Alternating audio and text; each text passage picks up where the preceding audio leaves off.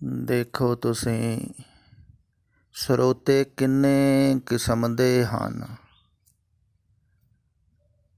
ਹਰ ਇੱਕ ਲਹਿਦਾ ਭਾਵ ਨਾਲ ਜੁੜਿਆ ਹੋਇਆ ਹੈ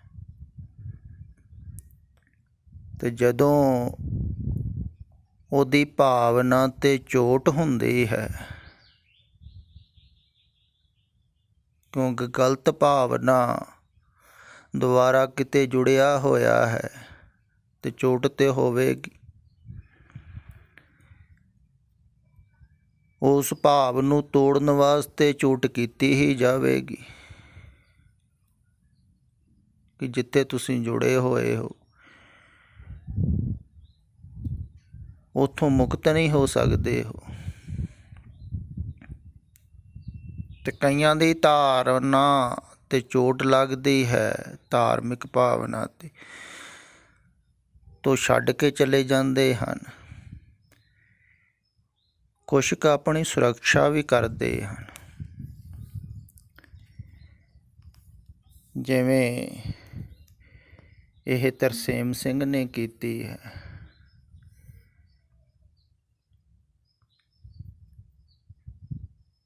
ਵੀ ਮੈਂ ਬਾਣੀ ਬਾਣੇ ਦਾ ਧਾਰਨੀ, ਕਹਿੰਦੇ ਹਨ ਨਾ ਸਿੱਖ ਹੋਣਾ ਚਾਹੀਦਾ ਹੈ, ਤੇ ਉਹਨੂੰ ਕਹਿੰਦੇ ਹਨ ਗੁਰੂ ਦੀਆਂ ਲਾਡਲੀਆਂ ਫੌਜਾਂ। ਸ਼ਸਤਰਧਾਰੀ ਤੇ ਸ਼ਸਤਰਾਂ ਨਾਲ ਪ੍ਰੇਮ ਕਰਨ ਵਾਲਾ।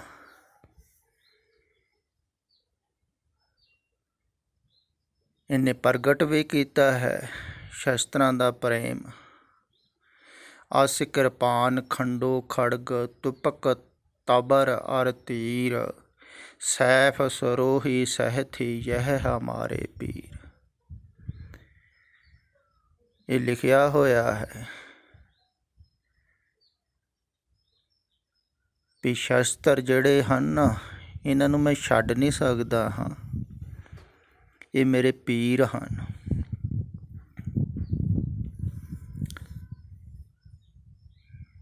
ਮੈਂ ਕਾਫੀ ਸਮੇਂ ਪਹਿਲਾਂ ਭਰਮਣ ਕਰਦਾ ਰਿਹਾ ਹਾਂ, ਬਹੁਤ ਡੇਰਿਆਂ 'ਚ ਧਾਰਮਿਕ ਸਥਾਨਾਂ 'ਤੇ ਵਿਚਰਿਆ ਹਾਂ, ਤੇ ਨਿਹੰਗ ਸਿੰਘਾਂ ਦੇ ਡੇਰਿਆਂ ਦੇ ਵਿੱਚ ਮੈਂ ਦੇਖਿਆ ਹੈ ਕਿ ਉਹ ਜ਼ਿਆਦਾਤਰ ਜਾਂ ਬਾਟੇ ਮਾਂਜਦੇ ਰਹਿਣਗੇ ਤੇ ਜਾਂ ਸ਼ਸਤਰ ਹੀ ਮਾਂਜੀ ਜਾਣਗੇ। ਉਹਨਾਂ ਨੂੰ ਚਮਕਾ ਕੇ ਰੱਖਣਗੇ, ਬਲਕਿ ਉਹਨਾਂ ਸ਼ਸਤਰਾਂ ਦਾ ਜੋ ਕਿ ਸਮੇਂ 'ਚ ਕੋਈ ਉਪਯੋਗ ਨਹੀਂ ਹੈ।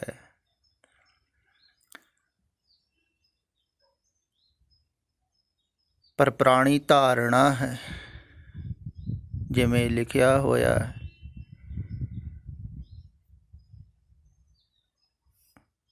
ਤੇ ਸ਼ਸਤਰ ਸਜਾ ਕੇ ਰੱਖਣੇ, ਤੇ ਕਈ ਸਜਾ ਕੇ ਹੀ ਰੱਖਦੇ ਹਨ ਦਿਖਾਵੇ ਵਾਸਤੇ। ਫਿਰ ਇਹ ਜਥਾ ਹੈ, ਜਦੋਂ ਇਹ ਬਾਹਰ ਜਾਂਦੇ ਹਨ ਵਿਦੇਸ਼ ਦੇ ਵਿੱਚ, ਉਦੋਂ ਫਿਰ ਇੱਥੇ ਹੀ ਛੱਡ ਦਿੰਦੇ ਹਨ ਸ਼ਸਤਰ। ਪੀਰ ਤੇ ਫਿਰ ਇਹਨਾਂ ਦੇ ਇੱਥੇ ਰਹਿ ਜਾਂਦੇ, ਉਧਰ ਨਾਲ ਤੇ ਜਾਂਦੇ ਹੀ ਨਹੀਂ।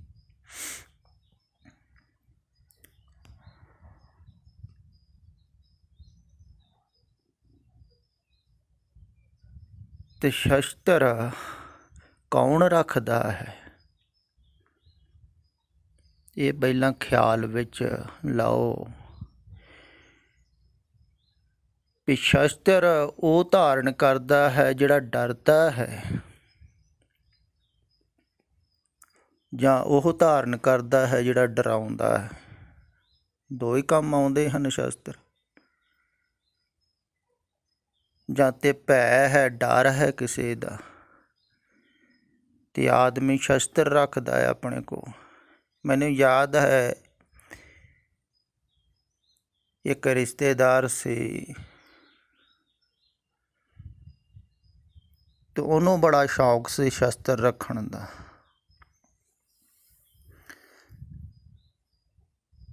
ਤੇ ਉਹਨੇ ਪਹਿਲਾਂ ਇੱਕ ਰਾਈਫਲ ਲਈ ਉਹ ਸਰਕਾਰ ਨੇ ਜਮ੍ਹਾਂ ਕਰ ਲਈ, ਫਿਰ ਪਿਸਤੌਲ ਲਿਆ, ਉਹ ਜਮ੍ਹਾਂ ਕਰ ਲਿਆ। ਕਹਿੰਦੇ ਸ਼ਸਤਰ ਨਹੀਂ ਰੱਖਣਾ ਹੈ ਕਿਉਂਕਿ ਉਹ ਸ਼ਰਾਬ ਵਗੈਰਾ ਜ਼ਿਆਦਾ ਪੀਂਦਾ ਸੀ। ਤੂੰ ਨਸ਼ੇ ਦੇ ਵਿੱਚ ਕਿਸੇ ਦੀ ਹੱਤਿਆ ਕਰ ਦੇਂਗਾ, ਤੇਰਾ ਪਤਾ ਨਹੀਂ ਹੈ। ਤੂੰ ਆਪਣੇ ਕੋਲ ਇੱਕ ਦਾਤਰੀ ਰੱਖਣ ਲੱਗ ਪਿਆ। ਜਦੋਂ ਉਹਨੂੰ ਕਿਸੇ ਨੇ ਪੁੱਛਿਆ ਵੀ ਤੂੰ ਇਹ ਦਾਤਰੀ ਕਿਉਂ ਰੱਖਦਾ ਹੈ, ਤੂੰ ਕਿਹੜਾ ਪੱਠੇ ਵੱਢਣ ਜਾਣਾ, ਸ਼ਹਿਰ ਨੂੰ ਜਾਣਾ ਤਾਂ ਵੀ ਨਾਲ ਲੈ ਕੇ ਜਾਣਾ। ਕਹਿੰਦਾ ਖਤਰਾ ਹੈ, ਇਹਨਾਂ ਲੋਕਾਂ ਦਾ ਕੀ ਪਤਾ ਮੇਰੇ 'ਤੇ ਕੋਈ ਹਮਲਾ ਕਰ ਦੇਵੇ, ਮੇਰੇ ਕੋਲ ਸ਼ਸਤਰ ਤਾਂ ਹੋਣਾ ਹੀ ਚਾਹੀਦਾ। ਹੁਣ ਇਹ ਆਦਮੀ ਡਰਿਆ ਹੋਇਆ ਹੈ, ਭੈ ਭੀਤ ਹੈ ਦੂਸਰਿਆਂ ਕੋਲ ਵੀ ਦੂਸਰੇ ਮੇਰੀ ਹੱਤਿਆ ਨਾ ਕਰ ਦੇਣ। ਉਹ ਸੁਰੱਖਿਆ ਵਾਸਤੇ ਹੀ ਸ਼ਸਤਰ ਰੱਖਿਆ ਹੈ ਨਾ।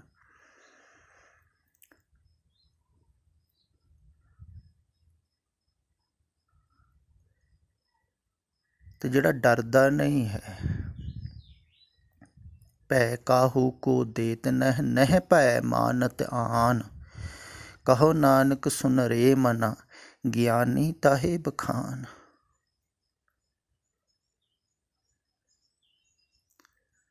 ਕਹਿੰਦੇ ਨਾ ਭੈ ਕਿਸੇ ਨੂੰ ਦਿੰਦਾ ਹੈ, ਨਾ ਭੈ ਮੰਨਦਾ ਹੈ। ਤੁਹਾਨੂੰ ਸ਼ਸਤਰ ਰੱਖਣ ਦੀ ਕੀ ਲੋੜ ਹੈ? ਜਦੋਂ ਡਰ ਹੀ ਨਹੀਂ ਹੈ ਕਿਸੇ ਦਾ, ਕੋਈ ਖਤਰਾ ਹੀ ਨਹੀਂ ਹੈ, ਭੈ ਹੀ ਨਹੀਂ ਹੈ, ਫਿਰ ਜਿੱਤ ਦੀ ਆਕਾਂਸ਼ਾ ਜਿਹੜਾ ਕਰਦਾ ਹੈ। ਜਿਵੇਂ ਇਸ ਦੋਹਰੇ ਦੇ ਵਿੱਚ ਹੇਠਲੀ ਪੰਕਤੀ ਲਿਖੀ ਹੋਈ ਹੈ ਨਾ, ਤੂੰ ਹੀ ਨਿਸ਼ਾਨੀ ਜੀਤ ਕੀ, ਆਜ ਤੂੰ ਹੀ ਜਗਬੀਰ। ਵੀ ਜਿੱਤਣਾ ਕਿਹਦੇ ਕੋਲ ਹੈ? ਜਿੱਤਣ ਦੀ ਆਕਾਂਸ਼ਾ ਹੀ ਅਧਾਰਮਿਕਤਾ ਹੈ। ਇਹ ਗੱਲ ਖਿਆਲ ਵਿੱਚ ਰੱਖਿਓ, ਕਿਉਂਕਿ ਜਿਹੜਾ ਜਿੱਤਣਾ ਚਾਹੁੰਦਾ ਹੈ ਉਹੋ ਹੀ ਤਾਂ ਸੰਸਾਰੀ ਹੈ। ਸੰਸਾਰੀ ਦੂਸਰੇ ਤੋਂ ਜਿੱਤਣਾ ਚਾਹੁੰਦਾ ਹੈ। ਧਨ ਕਰਕੇ ਮੈਂ ਅੱਗੇ ਹੋਵਾਂ, ਪ੍ਰਭਤਾ ਕਰਕੇ ਅੱਗੇ ਹੋਵਾਂ, ਮਾਣ ਵਡਿਆਈ ਕਰਕੇ ਅੱਗੇ ਹੋਵਾਂ, ਦੂਸਰੇ ਤੋਂ ਅੱਗੇ ਹੋਵਾਂ, ਦੂਸਰੇ ਨੂੰ ਜਿੱਤਾਂ। ਦੂਸਰਾ ਮੇਰੀ ਈਨ ਮੰਨੇ, ਭੈ ਮੰਨੇ ਵੀ ਮੈਂ ਕੁਝ ਹਾਂ। ਇਹੋ ਹੀ ਤਾਂ ਹੰਕਾਰ ਹੈ ਨਾ। ਹੰਕਾਰ ਨੂੰ ਵਧਾਉਣ ਵਾਸਤੇ ਆਦਮੀ ਜਿੱਤਣਾ ਚਾਹੁੰਦਾ ਹੈ, ਦੂਸਰੇ 'ਤੇ ਹਕੂਮਤ ਕਰਨੀ ਚਾਹੁੰਦਾ ਹੈ, ਵੀ ਸ਼ਸਤਰ ਫੜ ਕੇ ਦੂਸਰਿਆਂ ਨੂੰ ਡਰਾਉਣਾ। ਹਾਂ, ਲੰਡੀ ਬੁੱਚੀ ਸਾਰੇ ਡਰਨ ਮੇਰੇ ਕੋਲ ਜਦੋਂ ਮੈਂ ਲੰਘਾਂ ਸ਼ਸਤਰ ਫੜ ਕੇ। ਕਿਉਂ ਡਰਨ? ਡਰਾਉਣਾ ਕਿਉਂ ਹੈ? ਫਿਰ ਜਿੱਤਣਾ ਕਿਉਂ ਹੈ? ਕਿਹਦੇ ਤੋਂ ਜਿੱਤਣਾ ਹੈ? ਸਾਰਿਆਂ ਦੇ ਵਿੱਚ ਤਾਂ ਰੱਬ ਵੱਸਦਾ ਹੈ। ਬਾਣੀ ਵੀ ਤੁਸੀਂ ਪੜ੍ਹਦੇ ਹੋ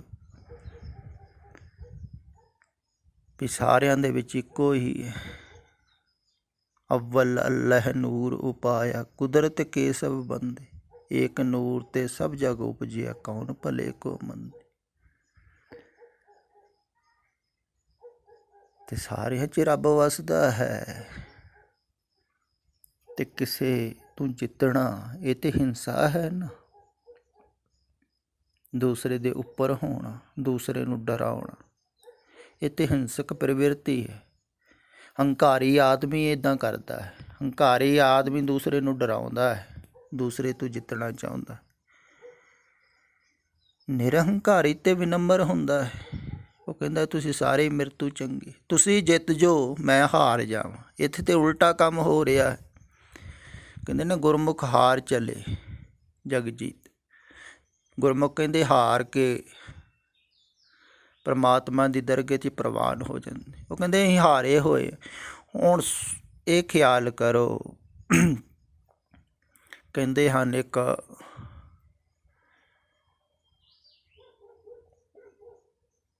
ਚੀਨ ਦਾ ਫਕੀਰ ਹੋਇਆ ਹੈ ਲਾਓ ਤਸੇ। ਉਹਨੂੰ ਕਿਸੇ ਨੇ ਕਿਹਾ ਵੀ ਤੁਸੀਂ ਹਮੇਸ਼ਾ ਹੀ ਪਿੱਛੇ ਖੜ੍ਹੇ ਹੁੰਦੇ ਹੋ, ਇਹਦਾ ਕਾਰਨ ਕੀ ਹੈ? ਉਹ ਕਹਿੰਦਾ ਜਿਹੜਾ ਪਿੱਛੇ ਹੈ ਨਾ ਉਹਨੂੰ ਕੋਈ ਖਤਰਾ ਨਹੀਂ ਹੈ ਹੀ ਪਿੱਛੇ। ਹੁਣ ਜਿਹੜਾ ਹਾਰਿਆ ਹੀ ਹੋਇਆ ਹੈ, ਜਿੱਤਣਾ ਚਾਹੁੰਦਾ ਹੀ ਨਹੀਂ ਹੈ, ਤੋ ਨਿਸ਼ਚਿੰਤ ਹੈ। ਜਿਹੜਾ ਪਹਿਲਾਂ ਹੀ ਹਾਰ ਸਵੀਕਾਰ ਕਰਦਾ ਹੈ ਵੀ ਮੈਂ ਸਾਰਿਆਂ ਤੋਂ ਹਾਰਿਆ ਹੋਇਆ, ਤੋ ਨਿਸ਼ਚਿੰਤ ਹੈ, ਕਿਉਂਕਿ ਉਹਨੂੰ ਜਿੱਤਣ ਦੀ ਆਕਾਂਸ਼ਾ ਨਹੀਂ। ਉਹ ਹੀ ਵਿਨਮਰ ਹੈ। ਵਿਨਮਰਤਾ ਦਾ ਅਰਥ ਕੀ ਹੁੰਦਾ ਹੈ? ਨਿਵੇਂ ਸੋ ਗੌਰਾ ਹੋਏ, ਭਾਵ ਕਿ ਮੈਂ ਸਾਰੇ ਸੰਸਾਰ ਤੋਂ ਹਾਰਿਆ। ਹਾਰਿਆ ਦਾ ਭਾਵ ਕਿ ਸਾਰੇ ਮੇਰੇ ਤੋਂ ਚੰਗੇ, ਸਾਰੇ ਮੇਰੇ ਤੋਂ ਸ੍ਰੇਸ਼ਟ, ਬਲਵਾਨ।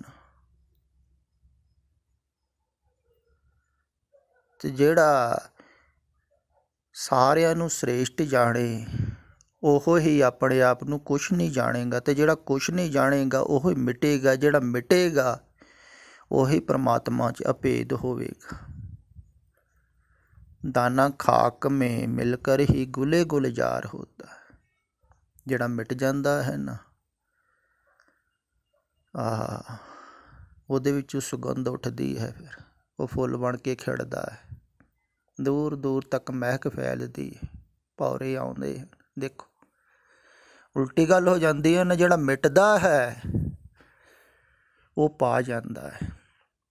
ਤਾਂ ਇੱਥੇ ਮਿਟਣ ਦੀ ਕਲਾ ਸਿਖਾਈ ਜਾ ਰਹੀ ਹੈ। ਪਰ ਤੁਸੀਂ ਅਗਰ ਨਹੀਂ ਮਿਟਣਾ ਚਾਹੁੰਦੇ ਹੋ ਤਾਂ ਜ਼ਬਰਦਸਤੀ ਨਹੀਂ ਹੈ।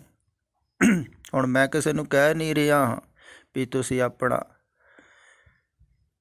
ਸ਼ਸਤਰਾਂ ਨੂੰ ਤਿਆਗ ਕਰੋ, ਬਾਣੇ ਨੂੰ ਤਿਆਗੋ। ਕਿਸੇ ਨੂੰ ਕਿਹਾ ਵੀ ਨਹੀਂ ਹੈ ਵੀ ਜਿਹੜੀ ਆਪਣੀ ਧਾਰਮਿਕ ਭਾਵਨਾ ਹੈ, ਜਿੱਥੇ ਤੁਸੀਂ ਜੁੜੇ ਹੋਏ ਹੋ, ਉਹਨੂੰ ਤਿਆਗੋ। ਹਾਂ, ਇਹ ਜ਼ਰੂਰ ਮੈਂ ਕਹਿੰਦਾ ਹਾਂ ਵੀ ਉਹ ਉਸ ਭਾਵਨਾ ਦੁਆਰਾ ਤੁਹਾਨੂੰ ਮਿਲੇਗਾ ਕੁਝ ਨਹੀਂ।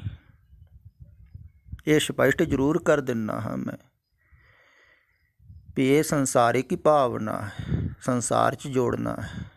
ਭਾਵੇਂ ਤੁਸੀਂ ਸ਼ਸਤਰਾਂ ਨਾਲ ਜੁੜੋ, ਭਾਵੇਂ ਤੁਸੀਂ ਬਾਣੇ ਨਾਲ ਜੁੜੋ, ਭਾਵੇਂ ਤੁਸੀਂ ਬਾਣੀ ਨਾਲ ਵੀ ਜੁੜੀ ਜਾਓ। ਬਾਣੀ ਨਾਲ ਵੀ ਬਾਹਰ ਹੀ ਜੁੜੋਗੇ ਤੁਸੀਂ, ਕਿਉਂਕਿ ਬਾਣੀ ਵੀ ਬਾਹਰ ਹੀ ਹੈ,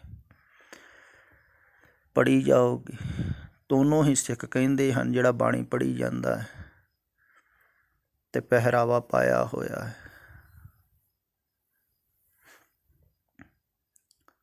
ਅਤੇ ਅਗਰ ਤੁਹਾਨੂੰ ਲੱਗਦਾ ਹੈ ਵੀ ਇਹਦੇ ਵਿੱਚ ਉਪਲਬਧੀ ਹੈ ਕੁਝ,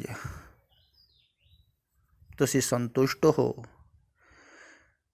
ਅਤੇ ਫਿਰ ਤਾਂ ਸੁਣਨ ਦੀ ਵੀ ਲੋੜ ਨਹੀਂ ਹੈ। ਫਿਰ ਤੁਸੀਂ, ਅਗਰ ਤੁਹਾਨੂੰ ਲੱਗਦਾ ਹੈ ਵੀ ਜੋ ਤੁਸੀਂ ਕਰ ਰਹੇ ਹੋ, ਜਿਵੇਂ ਚੱਲ ਰਹੇ ਹੋ, ਜਿਨ੍ਹਾਂ ਨਾਲ ਜੁੜੇ ਹੋ, ਅਗਰ ਸ਼ਸਤਰਾਂ ਨਾਲ ਜੁੜ ਕੇ ਤੁਹਾਡਾ ਪਾਰ ਉਤਾਰਾ ਹੋਏਗਾ, ਤੁਸੀਂ ਸੋਚ ਰਹੇ ਹੋ ਵੀ ਇਹਨਾਂ ਨੂੰ ਪੀਰ ਬਣਾਉਣਾ ਹੈ, ਇਹਨਾਂ ਦੀ ਪੂਜਾ ਕਰਨੀ ਹੈ, ਅਤੇ ਕਰੀ ਜਾਓ। ਫਿਰ ਤੁਸੀਂ ਉਸ ਪੱਖ ਵੱਲ, ਜਿਹੜੇ ਪੱਖ ਵਿੱਚ ਤੁਸੀਂ ਨਿਸ਼ਚਾ ਕੀਤਾ ਹੋਇਆ ਵੀ ਉਹ ਹੀ ਠੀਕ ਹੈ, ਫਿਰ ਤਾਂ ਸੁਣਨ ਦੀ ਵੀ ਲੋੜ ਨਹੀਂ ਹੈ ਨਾ। ਇੱਥੇ ਬੇਈਮਾਨੀ ਹੋ ਜਾਂਦੀ ਹੈ। ਬੇਈਮਾਨੀ ਇਹ ਹੈ ਵੀ ਆਪਣੀ ਧਾਰਨਾ ਲੈ ਕੇ ਤੁਸੀਂ ਚੱਲਦੇ ਰਹਿੰਦੇ ਹੋ, ਤਾਂ ਉਸ ਧਾਰਨਾ ਨੂੰ ਸਿੱਧ ਵੀ ਕਰਦੇ ਹੋ, ਪਰ ਉਹਦੇ ਤੋਂ ਮਿਲਦਾ ਵੀ ਕੁਝ ਨਹੀਂ। ਅਗਰ ਤੇ ਮਿਲਦਾ ਹੋਵੇ ਤਾਂ ਫਿਰ ਤੁਸੀਂ ਸੁਣੋ ਹੀ ਨਾ। ਹੁਣ ਮੈਂ ਕਿਸੇ ਨੂੰ ਸੁਣਦਾ ਹੀ ਨਹੀਂ ਹਾਂ, ਮੈਨੂੰ ਲੋੜ ਹੀ ਨਹੀਂ ਹੈ ਕਿਸੇ ਨੂੰ ਸੁਣਨ ਦੀ, ਨਾ ਹੀ ਕਿਸੇ ਨੂੰ ਮੰਨਦਾ ਹਾਂ ਮੈਂ। ਕੀ ਕਰਨ ਨੂੰ ਮੰਨਣਾ ਹੈ? ਜਿਹਨੇ ਦੇਖ ਲਿਆ ਉਹਨੂੰ ਇੱਕ ਨੂੰ, ਤਾਂ ਉਹਨੂੰ ਬਾਹਰ ਕਿਸੇ ਨੂੰ ਮੰਨਣ ਦੀ ਲੋੜ ਨਹੀਂ ਹੈ, ਨਾ ਕਿਸੇ ਧਰਮ ਨੂੰ, ਨਾ ਕਿਸੇ ਮਜ਼ਹਬ ਨੂੰ, ਨਾ ਕਿਸੇ ਹੋਰ ਨੂੰ। ਉਹਦੀ ਤਾਂ ਮਨੌਤ ਹੀ ਖਤਮ ਹੋ ਗਈ ਬਾਹਰ, ਕਿਹਨੂੰ ਮੰਨਣਾ ਹੈ?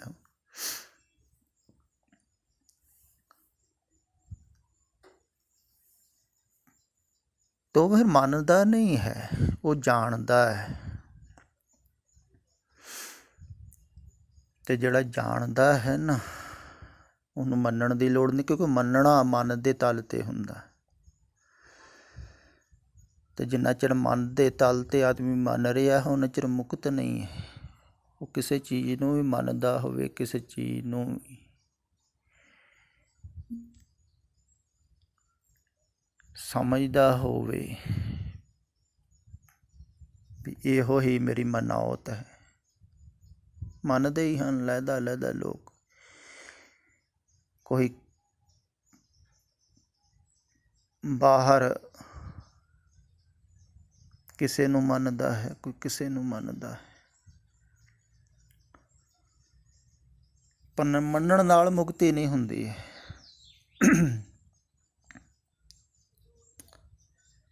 ਹੁਣ ਜਿਹੜੇ ਲੋਕ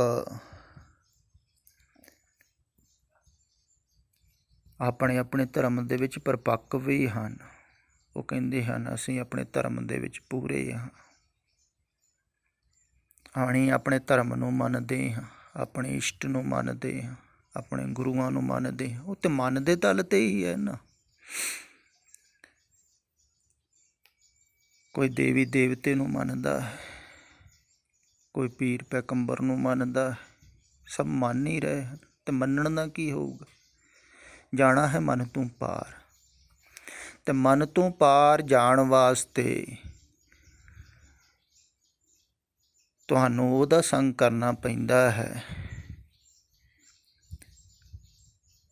ਜਿਹਦੇ ਕੋਲ ਤੁਸੀਂ ਆਪਣਾ ਮਨ ਭੇਟ ਕਰ ਸਕੋ, ਆਪਣੀ ਭਾਵਨਾ ਭੇਟ ਕਰ ਸਕੋ। ਅਗਰ ਭਾਵਨਾ ਦੂਸਰੇ ਪਾਸੇ ਲੱਗੀ ਹੈ ਤੁਸੀਂ ਭੇਟ ਹੀ ਨਹੀਂ ਕਰੋਗੇ। ਭਾਵ ਵੀ ਭੇਟ ਕਰਨਾ ਹੈ, ਮਨ ਭੇਟ ਕਰਨਾ, ਇੱਕੋ ਹੀ ਗੱਲ ਹੈ।